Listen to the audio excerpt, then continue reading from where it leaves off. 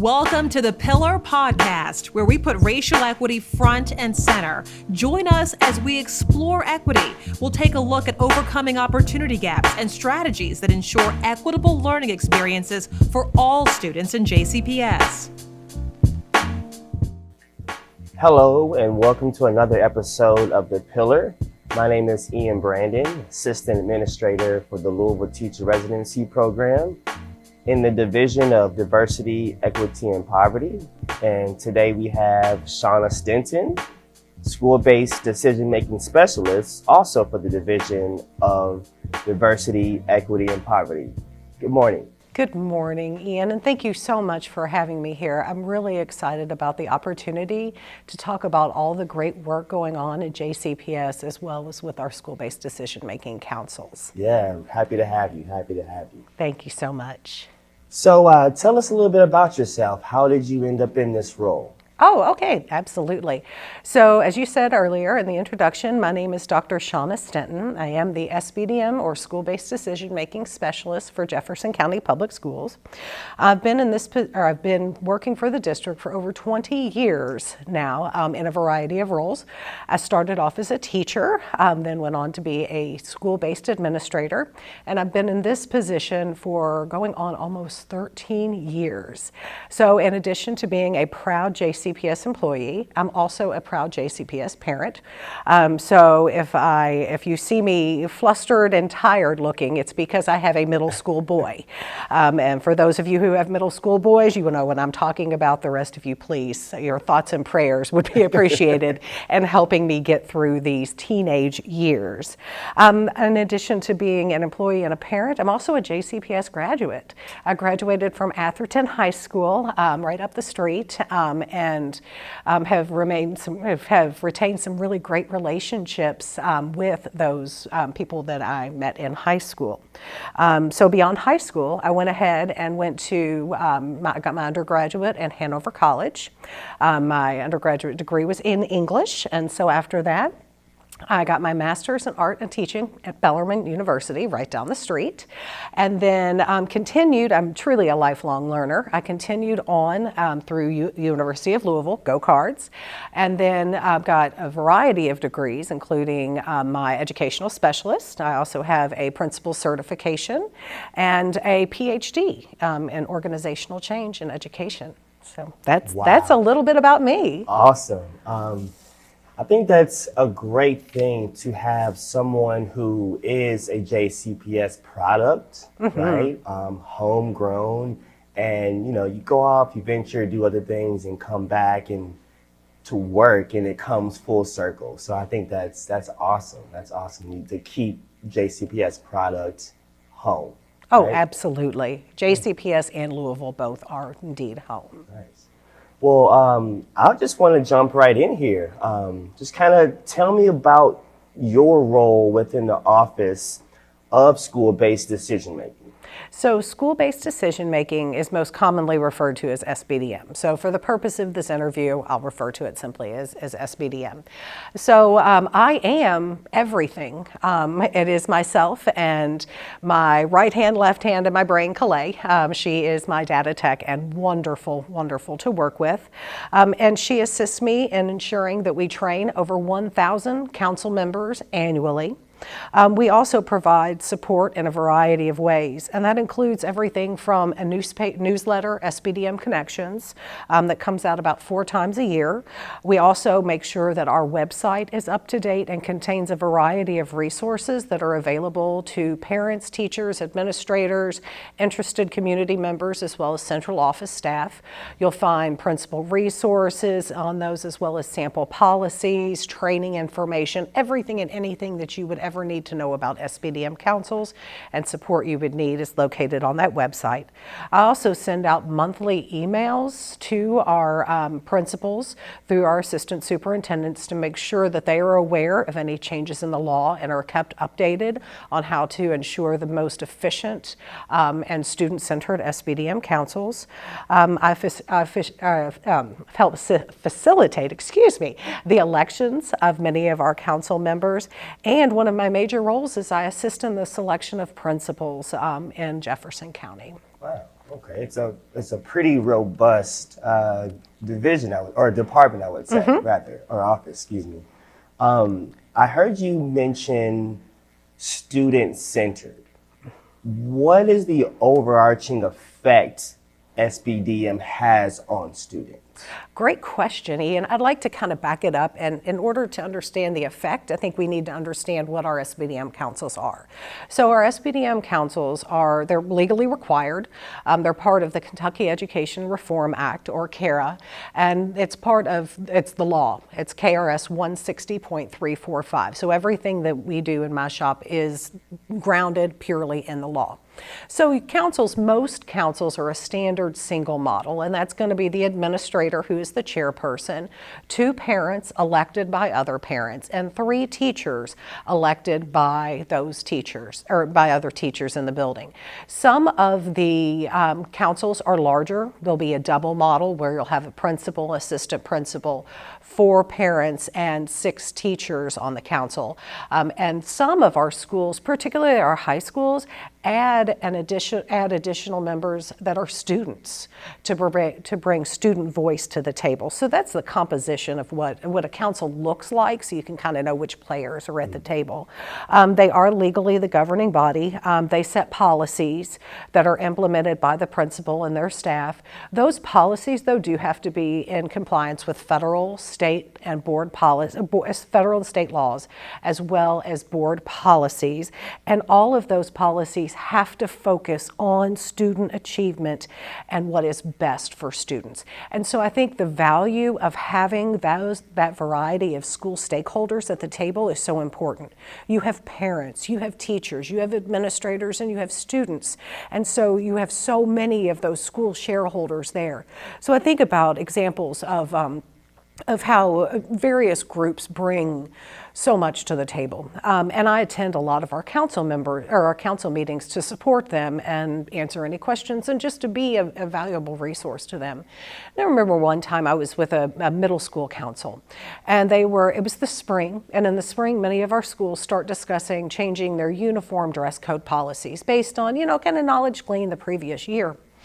And the teachers and the principal were focusing so much on rivets. Well, I didn't even know until I heard this conversation what rivets are. Rivets, for those of you who don't know, are the little they're part of your jeans pocket, those little metal pieces, and apparently that's what makes jeans is the presence of rivets.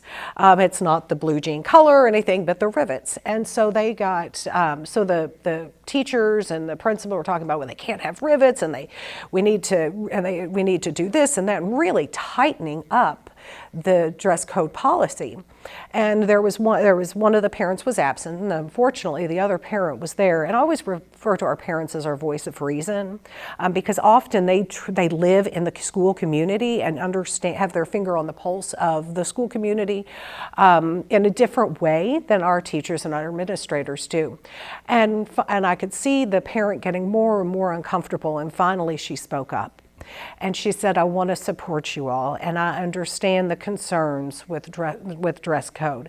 However, what we're doing right now is creating a dress code policy that will be impossible for me to financially implement in my home. What you're talking about are forcing our students to get clothing that can only be purchased in a particular store, and that is very, very expensive. And so they listened, and they started backing up and creating a far more inclusive dress code. Now, you can say dress code doesn't have a lot to do with student achievement, but if the first thing a teacher does is fuss at a kid for not having a belt on when they come in the door, that sets the tone for their day. And so I think it's important to set our parents and therefore our students up for success. And it's not just dress code. The councils have 3 different kinds of policies: legally required, best practice, and additional. And your legally required policies would be things like your curriculum, your instruction, your assignment of students to classes and programs within the building, things like that. And then you'll have additional policies like homework, equity and diversity, budget, principal selection, and then additional policies like cell phone usage and dress code. And all of those do directly or indirectly impact student achievement, and we want to make sure that our councils make informed decisions. And when you have that many role groups at the table, it assists in making sure that we are more proactive in ensuring student success. Yeah, I think that makes perfect sense. I think to move toward making things equitable, you have to have a variety of stakeholders, right? Just different Absolutely. lenses, different perspectives, different experiences. So you mentioned a lot about parents' involvement, and I love that example. How can parents or guardians get access to council meeting information or get involved with SBDM Council? Okay, so I'm going to go ahead and answer your second question first. If you don't mind, that would probably be the easiest way to provide the context. So how do you get involved? First thing is, as a parent, you can contact your school's PTA, PTO, PTSA, and let them know that you're interested in serving. And then keep an eye out on newsletters, information coming from the school, because your PTA will let you know when elections are held. Now, elections are held, and it really depends. It's school by school. Sometimes it's in the spring, sometimes it's in the fall. We even have some of our schools that hold elections in December. Some of the terms are 1 year, some are 2 year. We have one school that even has a 3-year term. So you want to reach out to your PTA, let them know that you're interested in nominating yourself and serving, and that way they can let you know when the elections are occurring and how best to provide, or how best to reach out to nominate yourself. You can also reach out to me if you're not quite sure of how to do that, and I'll be more than happy to assist you in doing that. I'm happy to answer questions and help anyone in any way, shape, or form. But let's say hypothetically that the council elections have occurred recently and you're not going to have the opportunity to run for another year, because they are elected positions. You don't have to be on the council to support the council. So for example, I'm not on my child's SBDM council because legally I can't in my position as a central office employee. It's not for lack of wanting to. But one way that I am involved is I'm on several SBDM subcommittees. So I'm on a budget committee where we make recommendations to the council. I'm on a comprehensive school improvement planning committee. So that's a great way to really be involved in doing the work that ultimately becomes a recommendation to the SBDM council. And then remember, even if you're not interested in doing that, you can also get involved in your PTA in a variety of ways. So reaching out to them and letting them know that you're interested in assisting and supporting students at the school, absolutely a great idea. Which brings me to the next thing. If I'm not on the council, but I'm interested in knowing about like when the meetings occur or what the minutes look like, our councils, since they're a legal governing body, are required to be part of, are part of the Open Meetings, Open Records Act.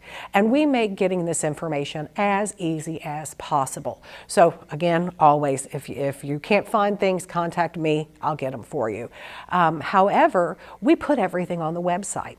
So when you go to the SBDM website, you're going to see 2 major points of entry. One is council member resources, and the other is school community member resources. So if you drive through that, you're going to be able to see all of the meeting dates for every single school in Jefferson County for the entire school year, whether or not they're, and the location, so whether or not they're meeting in the library or whether or not they're meeting virtually. And so you can look at that and you can go and attend, either attend virtually if it's a virtual meeting or face-to-face if it is one of the face-to-face meetings. In that same location, though, you can also find the minutes and the agendas for every single school in Jefferson County. We only keep about 2 years up online, but I can provide more. We've got minutes and agendas and all the supporting documentation going back to 1992 in Jefferson County. So I can get you anything you need. So the best way to find this is just go online and search JCPS SBDM, and then that's going to pull that website right up. Nice. Well, speaking of the website, I think I can attest to that. I've perused that area and it's very user-friendly. Thank you. That's great to hear. Yeah, absolutely. And while I was there, I came across the Comprehensive School Improvement Plan. Can you elaborate a little bit on what that is? Yes, so you called it the Comprehensive School Improvement Plan, which is the long name for it. But as many people are aware, in education we love our alphabet soup and our jargon. So sometimes you'll hear that called the CSIP, which is the Comprehensive School Improvement Plan, and other times you'll hear it called the SIP, or the School Improvement Plan. Those are all three things are one and the same: Comprehensive School Improvement Plan, the CSIP, and the SIP.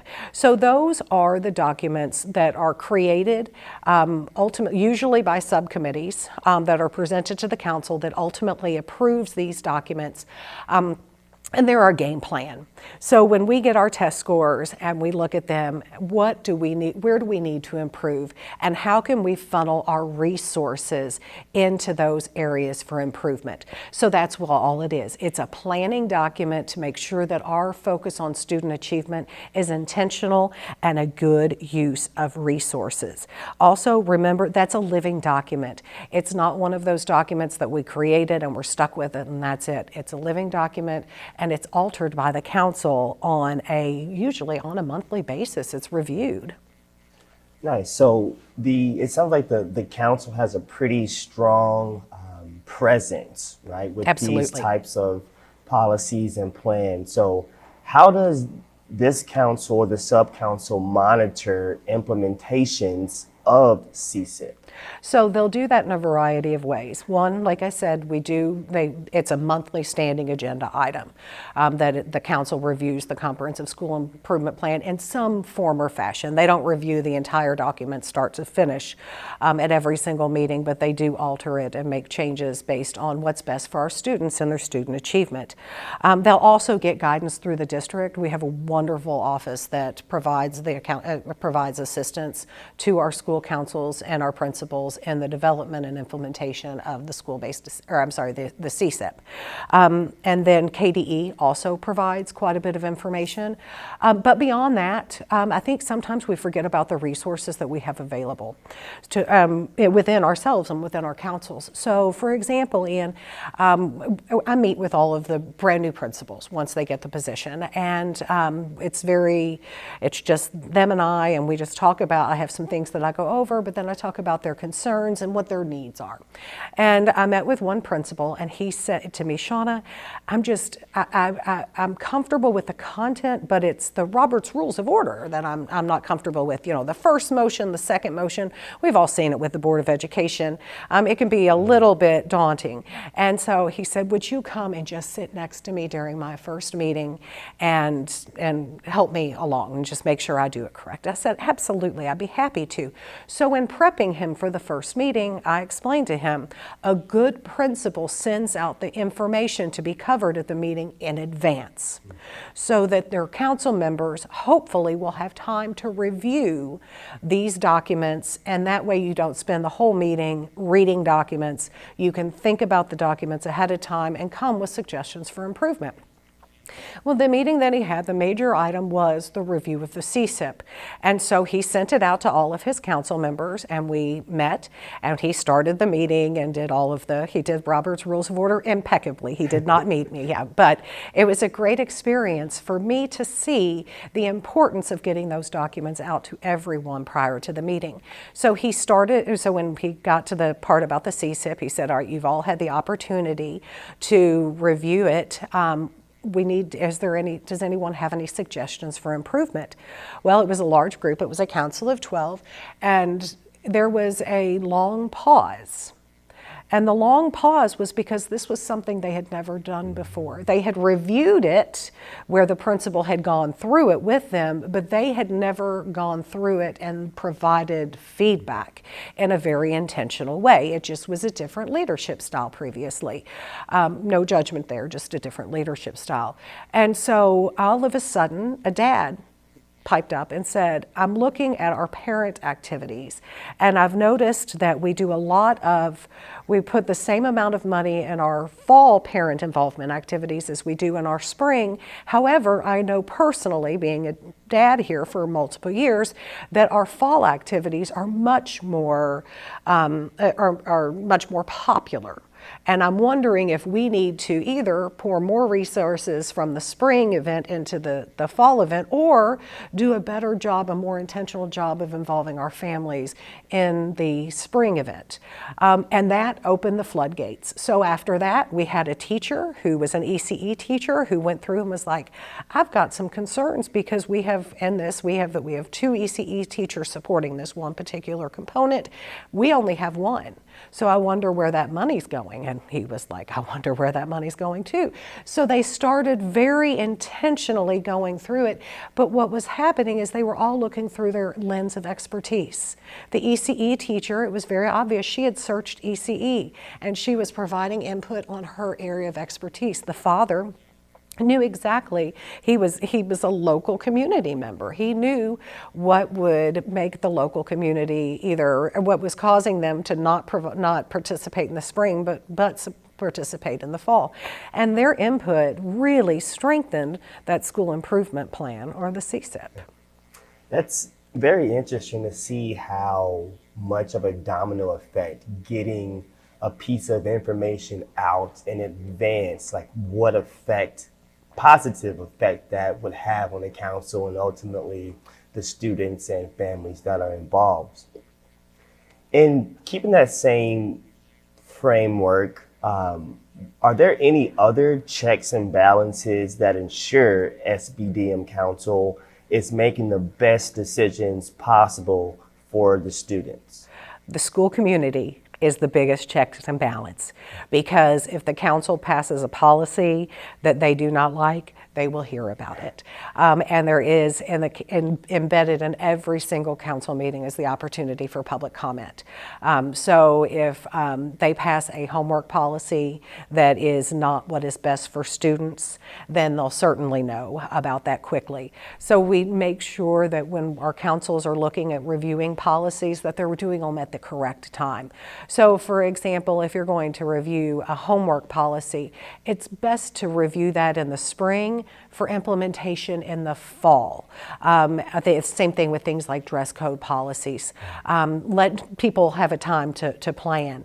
And if it's anything that you think could potentially be controversial, find out what your school community feels before you make the decision. And that can be done through surveys. A lot of our schools will survey their wider school community, including parents and teachers, to get their thoughts on whether or not the action is going to be supported or not. And including those subcommittees, and not just subcommittees of teachers, but subcommittees of classified staff members, school support staff members, community members. If the school has a magnet, including magnet members or people in the community who would ultimately support that magnet program. So those are certainly some ways that there's the checks and balance, but ultimately there's also me. Ian, I review everything. Every set of minutes, every agenda, anything that goes out to the media, the special called media notifications, which are ensuring that the school community knows when the council is meeting, if they're meeting outside of their regularly scheduled times. I take a look at those and make sure that everything is on there that's supposed to be on there, and there's nothing in there that maybe could send them down a long way. I also review all of our policies to make sure that they are legal and reasonable. But then our schools, through Dr. Marshall's office, the Department of Equity and Diversity and Poverty, we have a document called the REAP.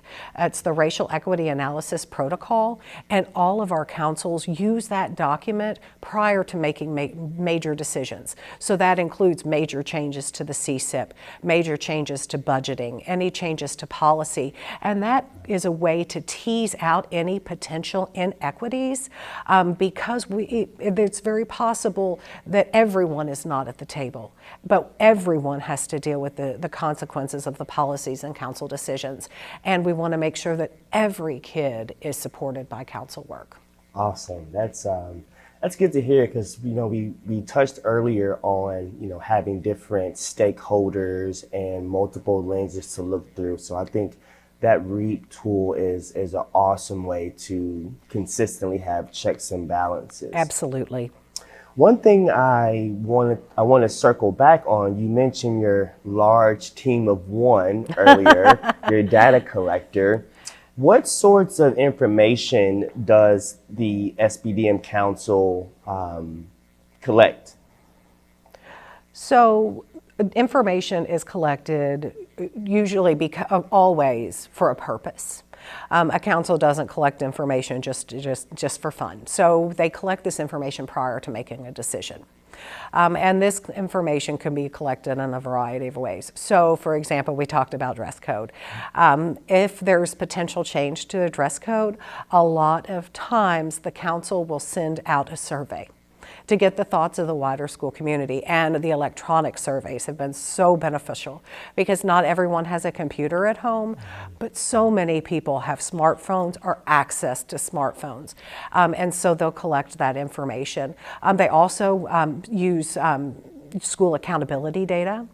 So they'll use things like their MAP scores, which is just basically a way of checking along the way throughout the year how close our kids are to where they need to be successful. Our ACT scores, our student attendance, even for our youngest learners, the school will use the Brigance. So for the kindergarten students to make sure where they are so that they know then where to support. So if you have kindergarten students coming in who are really, really struggling, maybe that's time for the SBDM Council to make the decision to funnel more resources into the kindergarten students. But really, it depends on the survey, or on the decision. We do have district-wide resources. We have a comprehensive school survey that is sent out every year, and that survey is specific to each school as well as to the district. And the nice thing about survey is you can look at and ask questions like, do you feel safe going to and from school? That's something that I can use to make decisions as a council member, particularly thinking about that school councils have authority over the school or the emergency school plan and the emergency school policy. So information like that can be invaluable when making that decision. So they'll use a variety of resources and data collection when making decisions. Well, we've talked quite a bit about a variety of stakeholders, right? We talked about parents and guardians and the community, but who are some of the other stakeholders of SBDM Council? I would say everyone. Because you think about the success of our students and how well they are prepared to contribute to society when they graduate from high school. We want to make sure that they're ready. And our school community, or not just our school, but the city of Louisville wants to make sure that they're prepared, as well as the state of Kentucky and the entire country. So I would say that everyone is a stakeholder in the education of our students. How do the policies and bylaws that are created by SBDM Council promote student achievement? So the policies, as I discussed earlier, are the legal documents that the council adopts, and then those become implemented by the school staff, so usually by the administrative staff. So they contribute to student achievement in every single way. Every policy must contribute to student achievement. So you think about curriculum and instruction. If we must have a strong curriculum and strong instructional practices in order to assist students in being their best. We must, when we think about the assignment of student to classes and programs within the school, how do we group our kids? How do we decide which kid gets which teacher, which kid ends up in which program, in order to ensure that the child ends up being successful? So we want to make sure that they're with teachers that will ensure their success, that they're in programs that will ensure their success. And then then when we think about a lot of it too is the assignment of teachers to those students. So how do we know which grade or which department or which content area a teacher will teach in? That's all decided by the council as well, and that ultimately will impact student achievement. I think about the diversity and equity policies. Do we respect diversity and equity in our school? And what messages are we sending? I think about, too, school space. You wouldn't think that school space would be that big of a deal, but you send a message. If you put your ECE kids, your exceptional child education students, in a closet in the back of the school, and that's where they receive instruction, that's sending a message that they're not important. And so you want to make sure that you are using space in an appropriate and respectful way. Interesting. Well, you sound like you are a very busy person. And I think for those who have a busy schedule, right, you have to find a nice work-life balance. How important is self-care to you, and what do you do to maintain it? I think self-care is incredibly important to me and to everyone. If I leave everything at work and bring nothing home, then I'm not going to be balanced. And so I think it's important to do the best I can professionally, but also do the best I can as a wife and as a mother. And so I do work a lot of nights, and I do work a lot of weekends. But I pay attention to those around me. And when my son wants my attention, he gets it, and he gets it without a doubt. It's not that often, but when he wants to talk, I am there for him, and I drop everything. Same thing with my husband. We try to make sure that we are involved in activities. My son runs cross country, and is getting ready to start swimming. So a lot of that is spending time enjoying and celebrating celebrating my son. Yes, that's a beautiful thing. So as we kind of come to a close here, I'd like to know about one teacher or educator who is part of the reason you're here and you're doing this work. So I want to twist this, if you don't mind. There are so many teachers and so many educators who have had an impact on me, and for that I'm so incredibly grateful. But I think about perspective and the importance of understanding where everyone is coming from. And I think about a situation that occurred when my son was in third grade. So we get emails asking for volunteers as a parent. And so I got a PTA email saying, hey, would you volunteer for the holiday shop? You know, it's December and a lot of the schools do that. And I deleted it because I was busy and it was in the middle of the day, and then they got desperate. And so I was like, they only want, 20 minutes of your time, and I'll do it. And so I drove to my son's school and stood outside of his door waiting to go and have lunch with him and then volunteer at this holiday shop. And there's a lady standing out there with me, and she and I just kind of chatted. She was as nice as she could be. And then we went in, we had lunch with our kids, and then she and I both went and helped. We were the only volunteers at that time at the Santa shop, or the holiday shop. So it was a little crazy helping, the little bitties figure out how money works. And they're buying gifts for other people, not for themselves. It's another hard thing for kindergartners to understand. And so then we finished our time and we were leaving. And so as I'm leaving the parking lot, I'm driving, and it is an exceptionally cold December day. And I drove past the woman that I had met earlier in the day, and she was wearing just a jeans jacket, and she was walking. So in the school that he attended, it was not uncommon for families to send their kid, neighbors, if you will. And so a lot of them had very short drives or short walks.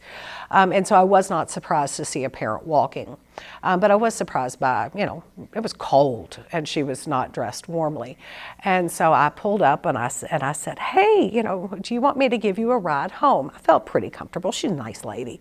And she looked at me hesitantly and she said, no, but can you give me a ride to the bus stop? Now, this school was, I call it landlocked. It was not on a major bus thoroughfare. You had to walk about 1.5 miles to get to a TARC stop. And so I said, well, sure. Hop on in, thinking, gosh, that's 1.5 miles. That's in this cold. So we're driving, and I said to her, please, why don't I just give you a ride home? And she said, I live pretty far away. And I said, it's Louisville, I know it's really far away. And she said, and she finally agreed hesitantly, and I drove her home. Her home was 30 minutes away on the opposite side of town.